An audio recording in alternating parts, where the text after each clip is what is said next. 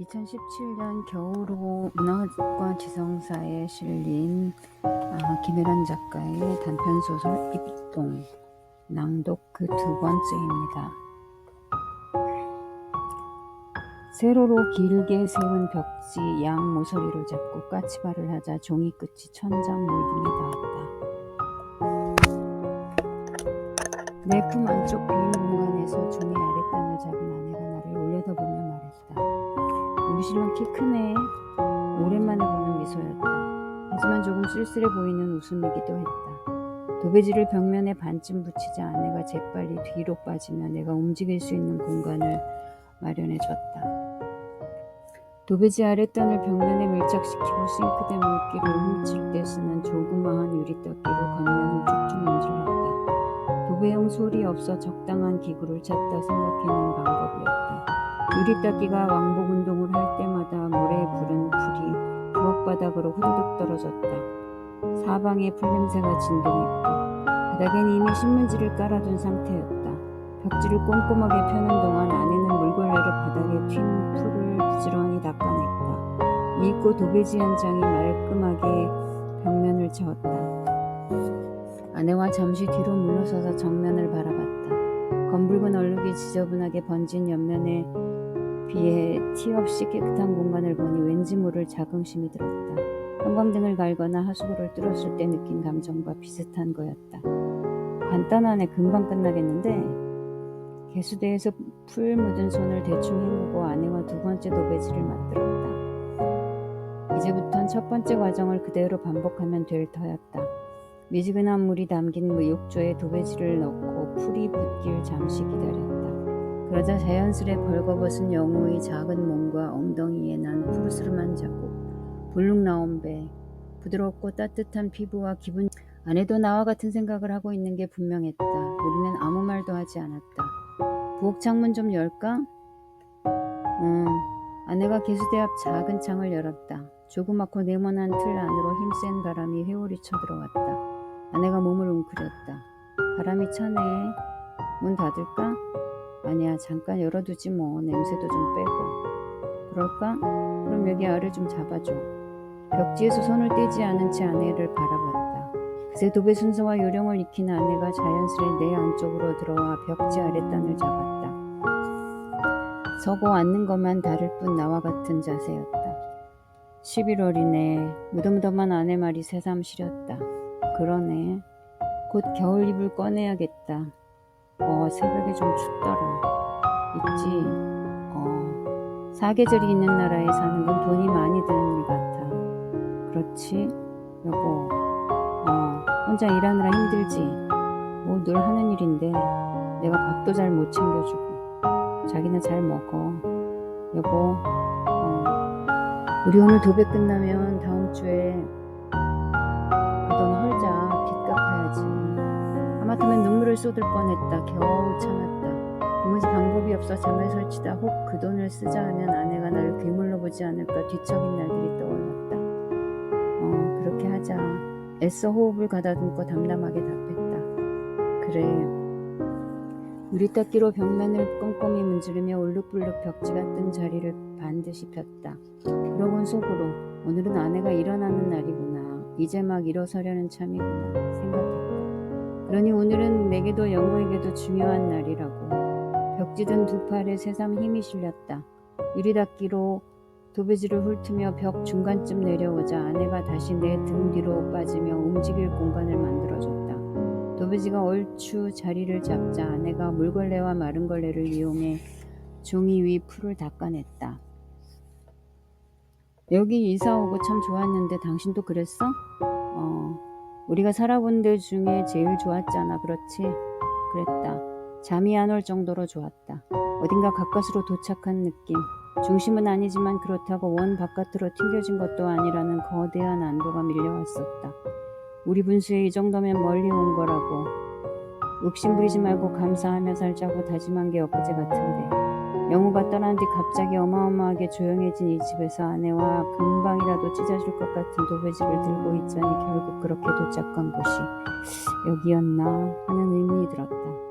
절벽처럼 가파른 이 벽 아래였나 하는 우리가 20년간 새빵을 부유하다 힘들게 뿌리내린 곳이 비로소 정착했다고 안심한 곳이 허공이었구나 싶었다. 여보, 저기 종이 운 것 같은데 다시 해야 하는 거 아니야? 어디? 저기. 괜찮아. 며칠 지나면 흡착될 거야. 저기는 삐뚤어진 것 같은데 어디? 벽면에서 몇 걸음 떨어져 도배지 무늬와 세로 선을 살폈다. 난 잘 모르겠는데. 아니야, 이쪽으로 살짝 기울어졌어. 그러네. 두 번째 도배지를 살짝 떼어 균형을 맞춘 뒤 제자리에 붙였다. 다행히 풀이 금방 마르지 않아 교정이 가능했다. 이제 세 번째 벽지만 바르면 다 끝날 터였다. 아내와 하나 남은 셀프 도배지를 들고 욕실로 이동했다. 한꺼번에 불린 뒤 한쪽에 개어놓을 걸 그랬다. 풀 마를까봐 그랬지. 잠깐만, 이것 좀 치우고. 아내가 벽에 붙은 수납함을 뒤로 빼냈다. 한쪽 면이 뻥 뚫린 사각함이었다. 우리는 그걸 영우 식탁 의자 옆에 두고 보조 의자 겸 수납함으로 썼다. 식탁을 거실로 옮길 때 같이 치울까 하다 도배 중 손이 닿지 않는 데가 있으면 사용하려 그대로 둔 거였다. 수납함을 들어 올리자 바닥에 뽀얀 먼지가 네모나게 드러났다. 아내가 걸레에 물을 적시는 동안 나는 두 번째 벽지 옆에 세 번째 종이를 푸겠다. 물걸레질하느라 들썩이는 아내의 작은 등이 보였다. 나는 아내가 얼른 먼지를 훔쳐내고 내 안쪽으로 들어와 도배지 밑단을 잡아주길 바랬다. 그런데 바쁘게 걸레질하던 아내가 갑자기 꼼짝하지 않았다. 여보, 영우 엄마, 유진아 왜 그래? 무슨 일 있어? 도배지를 든 양손을 벽에서 떼지 못한 채 아내를 내려다봤다. 여기, 응? 여기 영우가 뭐 써놨어. 뭐라고? 영우가 자기 이름 써놨어. 아내가 떨리는 손으로 벽 아래를 가리켰다. 근데 다 못 썼어. 아내의 어깨가 희미하게 떨렸다. 이응하고, 아니 이응밖에 못 썼어. 아직 성하고 이응하고.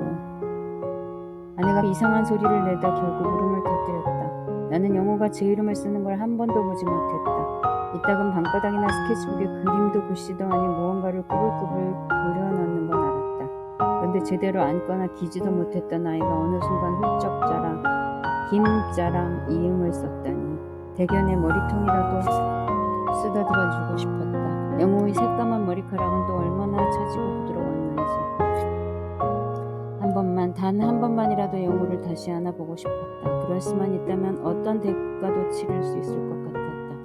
부엌 창문 사이로 11월 바람이 사납게 들어왔다. 기억나? 뭐가? 불을 보던 우리 아이 눈.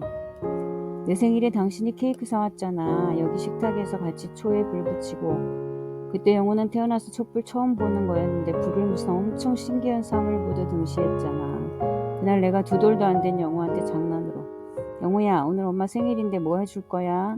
하고 물었어. 그랬더니 영우가 어떻게 했는지 알아? 그 말도 못하던 애가 잠시 고민하더니 갑자기 막 손뼉을 치더라고. 영우가 나한테 박수를 쳐줬어. 태어났다고. 아내는 연주를 끝낸 뒤 수천 명의 기립박수를 받은 피아니스트 마냥 울었다. 사람들이 던진 꽃에 쌓인 채 꽃에 파묻힌 채 처마 밑에서 비를 피하는 사람 마냥 내가 붙들고 선 벽지 아래서 흐느꼈다. 미색 바탕에 이름을 알 수 없는 흰 꽃이 촘촘하게 박힌 종이를 이고 서였다. 그러자 그 꽃이 마치 아내의 머리 위에 함부로 던져진 조화처럼 보였다.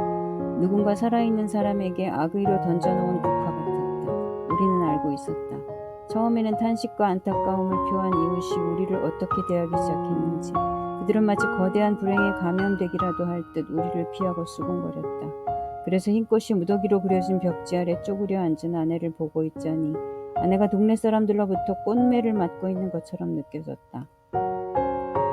많은 이들이 내가 이만큼 울어줬으니 너는 이제 그만 울라며 줄기 긴 꽃으로 아내를 채찍질하는 것처럼 보였다. 다른 사람들은 몰라. 나는 멍하니 아내 말을 따라했다. 다른 사람들은 몰라. 그러고 내가 아내 말을 완벽하게 이해하고 있다는 걸 알았다. 아내가 물끄러미 나를 올려다봤다. 텅 빈 눈동자가 불 꺼진 형광등처럼 어두웠다. 아내는 한 손으로 영우가 직접 쓴, 쓰다만 이름을 어루만졌다. 순간 어디선가 영우가 다다다다 뛰어나와 두 팔로 내 다리를 감싸 안을 것 같았다. 토닥토닥 어디서 배웠는지 제 엄마 등을 말없이 두들겨 줄 것도 같았다.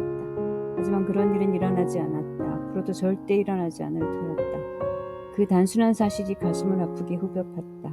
나는 결국 고개를 숙이고 말았다. 부엌바닥으로 굵은 눈물방울이 툭 흘러내렸다. 하지만 그 순간조차 손에서 벽지를 놓을 수 없어. 그렇다고 놓지 않을 수도 없어 두 팔을 든 채 벌서듯 서 있었다. 물먹은 풀이 내 몸에서 나오는 구름처럼 아래로 후두둑 떨어졌다. 한 파가 오려면 아직 멀었는데 온몸이 후들후들 떨렸다. 두 팔이 바들바들 떨렸다.